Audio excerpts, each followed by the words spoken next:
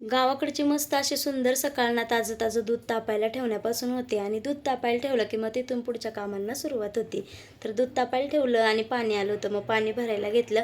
तर आई इथं कपडे धुवत होत्या आणि ह्या चिल्ल्या पिल्ल्यांची तर मध्ये मध्ये लुडबुडच चालू होती. तर मनीमाऊचा दादा पण आम्हाला मदत करत होता आणि मी सुद्धा स्वयंपाक करता करता प्यायचं पाणी वगैरे भरत होते. तर आणि हा आहे आमच्याकडं गोबर गॅस. तर गोबर गॅसमध्ये रोजच्या रोज शेण कालवलं की रोजच्या रोज गॅस व्यवस्थित पुरतो आणि जर नाही कालवलं तर मग संपून जातो. तर आम्हाला काही चूल वगैरे पेटवायला लागत नाही. असं रोजच्या रोज शेण कालवलं की मग छान असा गॅस पुरतो.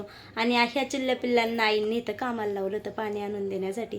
त्यानंतर ह्या मनीमाऊच्या दादाने घेतलं होतं, हट्ट करून ह्या छोट्या बेबीला बाहेर काढून घेतलं होतं. तर ते सुद्धा छान बसलं होतं आणि ह्या आंब्यांचे आकार इतके मस्त होते ना, मग त्याचा सुद्धा थोडासा व्हिडिओ घेतला. तर हे पुस्तकामध्येच फक्त आकार बघितले होते मी, तर छान वाटत होतं. आणि त्या बाबा पण विळ्याला धार करत होते आणि सगळेजण इथं आई नानी वगैरे सगळेजण गप्पा मारत बसले होते.